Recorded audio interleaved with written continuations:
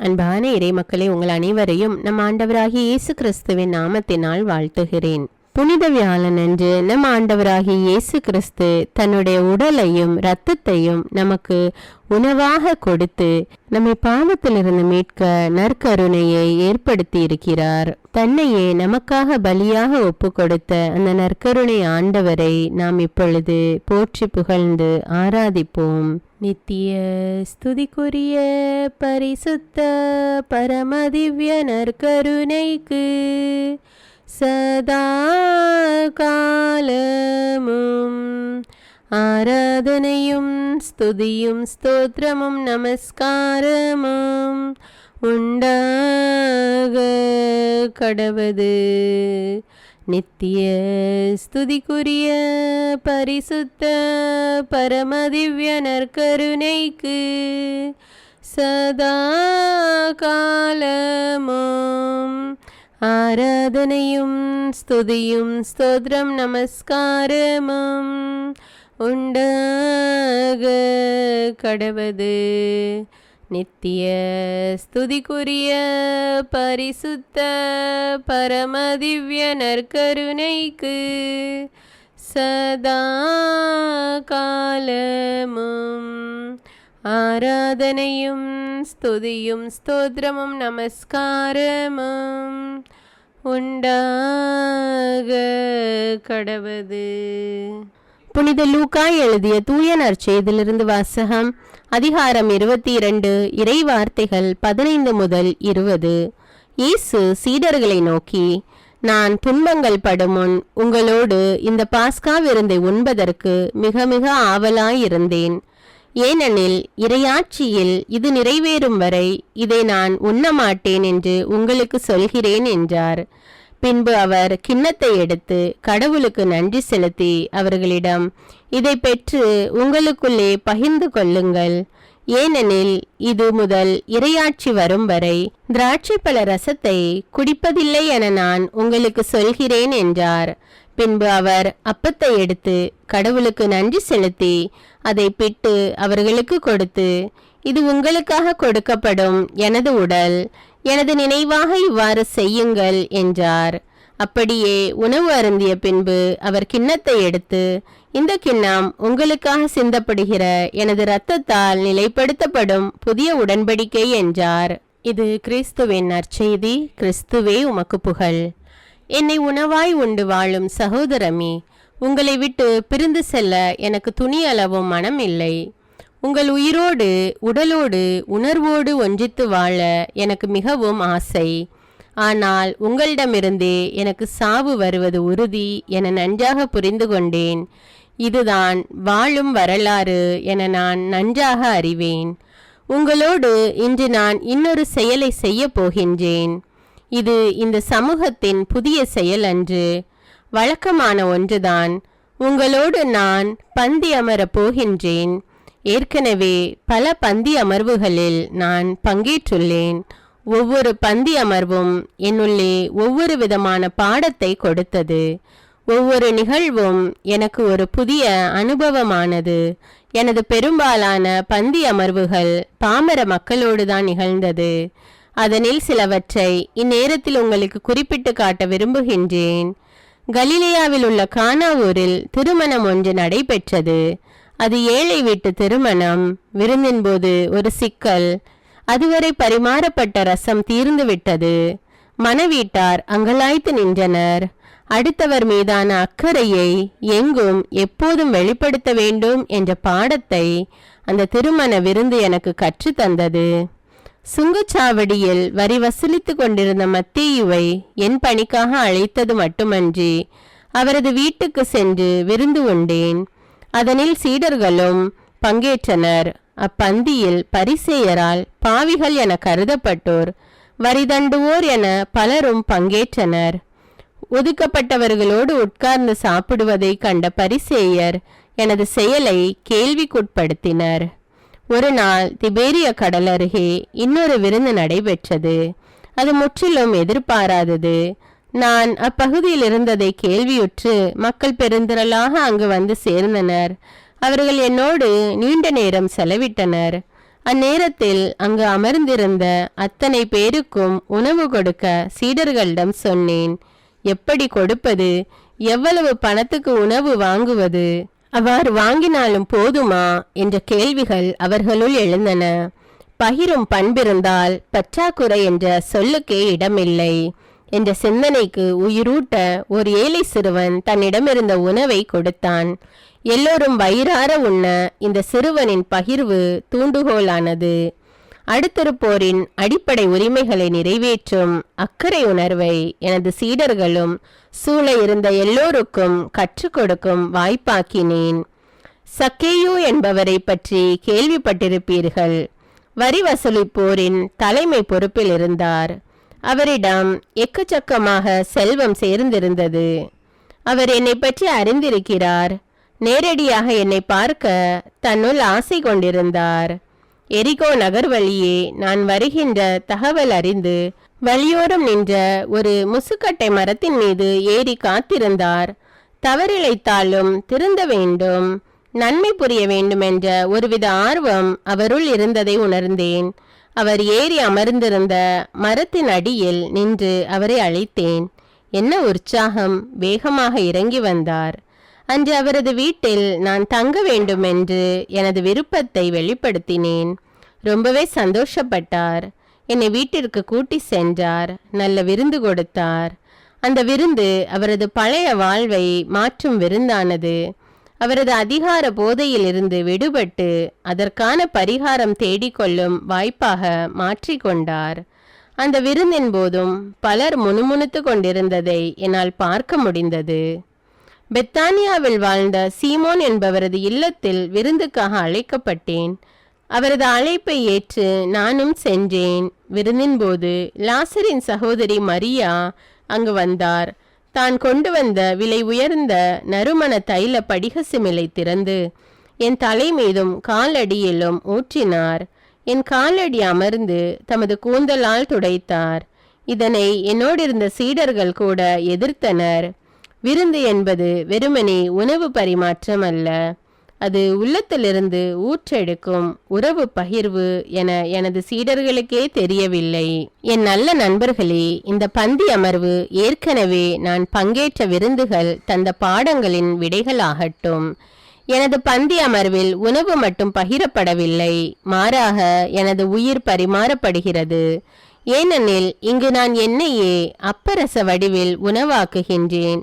இப்போது நிகழ்வாகும் பந்தி இந்த நேர பசிக்கானது மட்டுமல்ல, எல்லா மக்களின் வாழ்வுக்குமானது. ஒவ்வொரு வேளை உணவும் பகிரப்பட்டுதான் உண்ணப்பட வேண்டும் என என் சீடர்கள் வழியாக நிர்பந்திக்கிறேன். என்னை உண்ணும்போது பழிவாங்கல், பகை உணர்வு, ஆணவத்தனம், ஏமாற்று, பொய்மை போன்ற இழி மனநிலைகள் இதயத்துக்குள் இருந்தால் அதனை அகற்றிக்கொள்க. எனது விருந்தில் எல்லோரும் சமம் என்ற சரிநிகர் உணர்வு மேலோங்கட்டும். இந்த உணவு பரிமாற்றம் தியாகத்தின் அடையாளமாகட்டும். எனது உணவின் போது உயர்ந்தோர் தாழ்ந்தோர் என்ற பாகுபாட்டு சிந்தனைக்கே இடமில்லை. மானிட நட்புறவு சிறப்பை இந்த விருந்து வலியுறுத்தி கொண்டே இருக்கட்டும். பணிவு, பரிவு, பாசம், பகிர்வுக்கு என் உயிருள்ள இந்த உணவு எடுத்துக்காட்டாக நினைவு கூறப்படட்டும். மனிதம் வளர்க்கும் ஒவ்வொரு தியாகமிக்க பணிவிடை செயல்பாடும் என்னை நினைவூட்டும் நல்ல உணவு பகிர்வு போல அமையட்டும். இதைத்தானே நீங்கள் நற்கருணை என பெயரிட்டுள்ளீர்கள். எப்போதெல்லாம் பாசம் கலந்த பகிர்வு நிகழ்வாகிறதோ, எப்போதெல்லாம் பணிவு நிறைந்த பணிகள் நிறைவேறுகிறதோ, எப்போதெல்லாம் தியாகம் செறிந்த உழைப்பு உருவேறுகிறதோ, எப்போதெல்லாம் சமத்துவமிக்க பார்வை நிலையாகிறதோ, எப்போதெல்லாம் உண்மை கொண்ட பகிர்வு செயலாகிறதோ, எப்போதெல்லாம் அக்கறை மிக்க அணுகுமுறை பணியாகிறதோ, எப்போதெல்லாம் உயிர் காக்க உதிரம் தானமாகிறதோ, எப்போதெல்லாம் நிபந்தனையற்ற உறவு பரிமாறப்படுகிறதோ, அப்போதெல்லாம் என் பெயரால் நீங்கள் கொண்டாடும் நற்கருணை விருந்து அர்த்தமானது, இல்லையேல் அது அபத்தமானது. இயேசுவின் வார்த்தை ஒளியில் சில நிமிடங்கள் அமைதியாக தியானிப்போம். திருப்பாடல் வழியாக தியானிப்போம். உங்கள் பதில்: ஆண்டவரே, என் உயிரை காத்தருளும். அவரை நான் மன்றாடிய நாளில் எனக்கு அவர் செவி சாய்த்தார். ஆண்டவரே, என் உயிரை காத்தருளும். சாவின் கயிறுகள் என்னை பிணித்து கொண்டன, பாதாளத்தின் துன்பங்கள் என்னை பற்றி கொண்டன, துன்பமும் துயரமும் என்னை ஆட்கொண்டன. ஆண்டவரே, என் உயிரை காத்தருளும். நான் ஆண்டவரது பெயரை தொழுதேன். ஆண்டவரே, என் உயிரை காத்தருளும் என்று கெஞ்சினேன். ஆண்டவரே, என் உயிரை காத்தருளும். ஆண்டவர் அருளும் நீதியும் கொண்டவர், நம் கடவுள் இரக்கமுள்ளவர். ஆண்டவரே, என் உயிரை காத்தருளும். எளிய மனத்தோரை ஆண்டவர் பாதுகாக்கின்றார். நான் தாழ்த்தப்பட்ட போது எனக்கு மீட்பளித்தார். ஆண்டவரே, என் உயிரை காத்தருளும். என் நெஞ்சே, நீ மீண்டும் அமைதி கொள், ஏனெனில் ஆண்டவர் உனக்கு நன்மை செய்தார். ஆண்டவரே, என் உயிரை காத்தருளும். என் உயிரை சாவினின்று விடுவித்தார். என் கண் கலங்காதபடியும் என் கால் இடராதபடியும் செய்தார். ஆண்டவரே, என் உயிரை காத்தருளும். உயிர் வாழ்வோர் நாட்டில் நான் ஆண்டவர் திருமுன் வாழ்ந்திடுவேன். ஆண்டவரே, என் உயிரை காத்தருளும். மிகவும் துன்புறுகிறேன் என்று சொன்னபோதும் நான் நம்பிக்கையோடு இருந்தேன். ஆண்டவரே, என் உயிரை காத்தருளும். எந்த மனிதரையும் நம்பலாகாது என்று என் மனக்கலக்கத்தில் நான் சொன்னேன். ஆண்டவரே, என் உயிரை காத்தருளும். ஆண்டவர் எனக்கு செய்த எல்லா நன்மைகளுக்காகவும் நான் அவருக்கு என்ன கைமாறு செய்வேன்? ஆண்டவரே, என் உயிரை காத்தருளும். மீட்பின் கிண்ணத்தை கையில் எடுத்து ஆண்டவரது பெயரை தொழுவேன். ஆண்டவரே, என் உயிரை காத்தருளும். இதோ ஆண்டவருடைய மக்கள் அனைவரின் முன்னிலையில் அவருக்கு என் பொருத்தனைகளை நிறைவேற்றுவேன். ஆண்டவரே, என் உயிரை காத்தருளும். ஆண்டவர் தம் அன்பர்களின் சாவு அவரது பார்வையில் மிக மதிப்புக்குரியது. ஆண்டவரே, என் உயிரை காத்தருளும். ஆண்டவரே, நான் உண்மையாகவே ஊழியன். நான் பணியால் அடியாளின் மகன். என் கட்டுகளை நீர் அவிழ்த்து விட்டீர். ஆண்டவரே, என் உயிரை காத்தருளும். நான் உமக்கு நன்றி பலி செலுத்துவேன். ஆண்டவராகிய பெயரை தொழுவேன். ஆண்டவரே, என் உயிரை காத்தருளும். இப்பொழுதே மக்கள் அனைவரின் முன்னிலையில் ஆண்டவரே, உமக்கு என் பொருத்தனைகளை நிறைவேற்றுவேன். ஆண்டவரே, என் உயிரை காத்தருளும். உமது இல்லத்தின் முற்றங்களில் எருசலேமின் நடுவில் ஆண்டவரே, உமக்கு என் பொருத்தனைகளை நிறைவேற்றுவேன். அல்லேலூயா. ஆண்டவரே, என் உயிரை காத்தருளும். உயிர் வாழும் உணவாக உம்மையே தந்த நல்ல இயேசுவே, நீர் ஏற்படுத்திய நற்கருணை விருந்து உண்மையிலேயே ஆழமான அர்த்தங்களை கொண்டுள்ளது. அது மாபெரும் விடுதலை வாழ்வுக்கான செயல்பாடு. நல்ல மன உணர்வுகளை வளர்க்கவும் உயர்ந்த மனநிலைகளோடு வாழவும் தூண்டுகின்றது. நான் என்னோடு வாழ்கின்ற ஒவ்வொருவரையும் மதிப்போடும் சமத்துவத்தோடும் மாண்போடும் நினைத்து தோழமை உணர்வோடு வாழ வழிகாட்டுகின்றது. மது நற்கருணை விருந்தினில் பங்கேற்கும் தகுதியான மனநிலையை கூட நீர் சுட்டி காட்டினீர். நெஞ்சில் வஞ்சக உணர்வோடு உணவில் பங்கேற்ற யூதாஸ் இஸ்காரியோத்தின் பாதக செயலையும் நீர் அந்த விருந்தின் போது குறிப்பிட்டீர். அவன் பிறவாதிருந்தாலே நலம் என்று கூட வருத்தப்பட்டீர். அந்த யூதாஸ் போலத்தானே நானும் எனது வாழ்வும் உமோடு ஒன்றித்திருப்பது போல இருப்பேன். ஆனால் என்னுள் உடனிருந்தே குளிப்பறிக்கும் இழி மனநிலை, உமது விருந்து பாசத்தின் பகிர்வு என அறிந்தும் பலரோடு பகை உணர்வு வளர்த்து கொண்டு ஏதும் அறியாதது போல பாசாங்கு காட்டி நற்கருணை விருந்தில் பங்கேற்றுள்ளேன். திருப்பலிக்கு திரு வழிபாட்டிற்கு நானும் வந்துள்ளேன் என காட்டிக்கொள்வதற்காகவே சில நேரங்களில் நற்கருணை பெற்றுள்ளேன். பாஸ்கா உணவை உண்ண நீர் உமது சீடர்களோடு எவ்வளவு முன் தயாரிப்பு செய்தீர். ஆனால் எந்த தயாரிப்பும் இல்லாமல் ஏனோதானோ என்றும் பந்தாத்தனத்தோடும் உமது விருந்தில் பங்கெடுத்த பொழுதுகளை நினைத்து வருந்துகின்றேன். நற்கருணை விருந்தில் கலந்து கொள்ளும் நான் உம்மை போன்று நலிந்தவருக்கு உதவும் நற்பணியில் ஈடுபட மறந்திருக்கிறேன். நற்கருணை கொண்டாட்ட திருநிகழ்வை பொழுதுபோக்காக வாடிக்கை செயலாக கருதி வெறுமனே கடமைக்காக கலந்து கொண்டு சென்ற நாட்கள் பல உண்டு. பகிரப்படாத செல்வம் பாவமானது என்ற தூய பெசிலின் பகிரங்கமான குற்றச்சாட்டை நான் அறிவேன். எதையும் பகிராமல் ஏழையரை பற்றி அக்கறை கொள்ளாமல் எது எங்கு நடந்தால் எனக்கென்ன என்ற உணர்வற்ற மனப்பாங்குடன் விருந்தில் பங்கேற்றது பெரும் பாவம் என புரிந்து கொண்டேன். மணிக்கணக்கில் கணினி, விரும்பும் நேரமெல்லாம் விளையாட்டு, பொழுதை போக்கும் நோக்கோடு டிவி, டைம் பாஸ் என்ற போர்வையில் நட்பு, கூட்டங்களோடு பிறர் பற்றிய புரணி, பல முக்கிய பணிகள் கண்முன் இருந்தும் கண்டுகொள்ளாமை, சோம்பல்தனம், இன்று எங்கு சுற்றுவது, நாளை எங்கே போய் ஜாலியாக இருப்பது என இலக்கில்லா பயணங்கள், மது அருந்தினால்தான் நட்பு வட்டம் நம்மை ஏற்கும் என்ற தெளிவற்ற பார்வைகள்.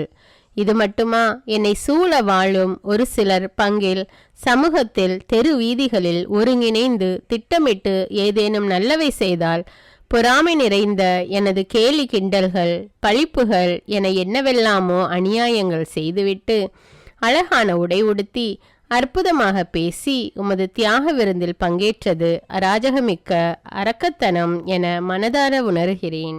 குடும்பம் ஒரு கோவில். குடும்பத்தில் வாழும் ஒவ்வொருவரும் கண்காணும் கடவுள்.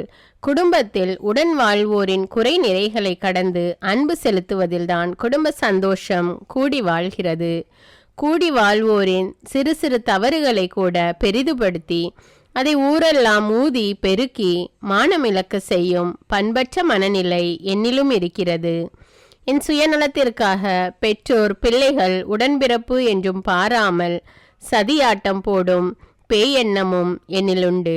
குடும்ப உறவுகளில் நலமான நட்புகளில் உமை உணராமல் வெறுமனே ஆலயத்தில் வந்து எதையெதையோ பிதற்றி கொண்டு நற்கருணை பந்தியில் வந்து நின்ற எனக்கும் யூதாசுக்கும் என்னதான் வித்தியாசம்? எல்லோரையும் சமமாக பார்த்த இயேசு சமத்துவம் உணர்த்தும் உமது விருந்தில் ஏழை பணக்காரர் என்றோ, படித்தவர் பாமரர் என்றோ, திறமைசாலி திறமையற்றவர் என்றோ, அறிவாளி கோழை என்றோ, அழகானவர் அசிங்கமானவர் என்றோ, உயர்ஜாதி தாழ்ஜாதி என்றோ, சிறியவர் பெரியவர் என்றோ, ஆண் பெண் என்றோ, நெட்டை குட்டை என்றோ, சிவப்பு கருப்பு என்றோ எந்த பாகுபாடும் இல்லை. விருந்தினில் எல்லோரும் ஒன்றே. என் அன்றாட வாழ்வில் இந்த பாகுபாடுகளை மையப்படுத்திய எனது பல செயல்பாடுகளை அமைத்திருக்கின்றேன். பங்கு, மறைக்கல்வி, இயக்கங்கள், பக்த சபைகள், சங்கங்கள், குழுக்கள், அன்பியங்கள், பங்கு அருள்பணி பேரவை என்ற எல்லா மக்கள் பங்கேற்பு தளங்களிலும் ஆட்களை வேறுபடுத்தி பார்க்கும் கீழான மனநிலையோடு நடந்திருக்கிறேன். அவ்வாறு ஆட்களை தரம் பிரித்து பார்ப்பது உமது உயிர் உணவை சிதைப்பதற்கு ஒப்பானதல்லவா? இவைகளுக்காக இந்நேரத்தில் மனம் வருந்தி உம்மிடம் வேண்டுகின்றேன். பொது வேண்டுதல்கள். உங்களுடைய பதில்: நற்கருணையாக வாழும் வரம் தாரும் இயேசுவே. இருப்பதை இல்லாதவரோடு பகிர்ந்து நற்கருணையாக வாழும் வரம் தாரும் இயேசுவே. பாசத்தை எல்லோருக்கும் வழங்கி நற்கருணையாக வாழும் வரம் தாரும் இயேசுவே. தியாகத்தால் என்னையே கரைத்து நற்கருணையாக வாழும் வரம் தாரும் இயேசுவே. உண்மையோடு நன்மைக்காக உழைத்து நற்கருணையாக வாழும் வரம் தாரும் இயேசுவே. நீதியோடு நேர்மையில் நிலைத்து நற்கருணையாக வாழும் வரம் தாரும் இயேசுவே. பரிவோடு பணிகளில் இணைந்து நற்கருணையாக வாழும் வரம் தாரும் இயேசுவே. இரக்க செயல்பாடுகளில் ஒன்றித்து நற்கருணையாக வாழும் வரம் தாரும் இயேசுவே. சமத்துவ பார்வையை வளர்த்து நற்கருணையாக வாழும் வரம் தாரும் இயேசுவே. அடுத்தவர் மீதான அக்கறையில் வாழ்ந்து நற்கருணையாக வாழும் வரம் தாரும் இயேசுவே. பொதுமை பணிகளில் என்னையும் பிணைத்து நற்கருணையாக வாழும் வரம் தாரும் இயேசுவே. உறவை உயிர் போல காத்து நற்கருணையாக வாழும் வரம் தாரும் இயேசுவே. பிறரது உணர்வுகளை உளமாற மதித்து நற்கருணையாக வாழும் வரம் தாரும் இயேசுவே. உழைப்போர் உரிமைகளை பாதுகாத்து நற்கருணையாக வாழும் வரம் தாரும் இயேசுவே. அன்பிழந்தோருக்கு அன்பை வழங்கி நற்கருணையாக வாழும் வரம் தாரும் இயேசுவே. அறநெறிகளில் அன்றாடம் சிறந்து நற்கருணையாக வாழும் வரம் தாரும் இயேசுவே. ஆறுதலான வார்த்தைகளால் பிறரை அரவணைத்து நற்கருணையாக வாழும் வரம் தாரும் இயேசுவே.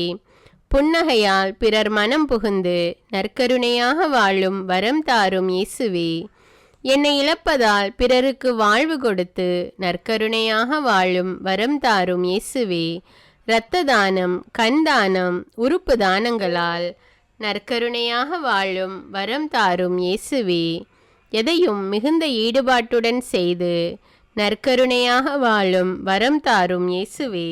2000 ஆண்டுகளுக்கு பின்னும் உயிர் பிரசன்னமாக எம்மோடு வாழும் இயேசுவே, உம்மை எங்களுக்கு தந்ததால் நாங்கள் உமது உள்ளத்தை பெற்றுள்ளோம். சமூக வாழ்வில் நீர் எவ்வாறு சிந்திப்பீர், செயலாற்றுவீர் என்பதை எம் உள்ளங்கள் தெளிவுற உணர்ந்து உறுதிப்பாட்டுடன் வாழ செய்யும். ஒவ்வொருவரிலும் உயிர் வாழும் உம்மை கண்டு உறவோடு வாழும் உயர்ந்த பார்வையை தாரும். உமது உயிரினை உட்கொள்ளும் நாங்கள் உம்மை போன்று எம்மையும் எம்மிடம் இருப்பதையும் உள்ளன்போடு பகிர்ந்து வாழும் பாச உணர்வை தாரும். இதனால் நாங்கள் ஒவ்வொருவரும் நடமாடும் நற்கருணையாக நாளும் வாழ வரம் தாரும். ஆமீன். நித்திய ஸ்துதிக்குரிய பரிசுத்த பரமதிவ்ய நற்கருணைக்கு சதா காலமும் ஆராதனையும் ஸ்துதியும் ஸ்தோத்திரமும் நமஸ்காரமும் உண்டாக கடவது. நித்திய ஸ்துதிக்குரிய பரிசுத்த பரமதிவ்ய நற்கருணைக்கு சதா காலமும் ஆராதனையும் ஸ்துதியும் ஸ்தோத்திரம் நமஸ்காரமும் உண்டாக கடவது. நித்திய ஸ்துதிக்குரிய பரிசுத்த பரமதிவ்ய நற்கருணைக்கு சதா காலமும் ஆராதனையும் ஸ்துதியும் ஸ்தோத்திரமும் நமஸ்காரமும் உண்டாக கடவது. அன்பான இறைமக்களே, நற்கருணை ஆகினேன் என்ற தலைப்பில் இன்று நாம் நற்கருணை ஆராதனையை தியானித்து ஜெபித்திருக்கிறோம்.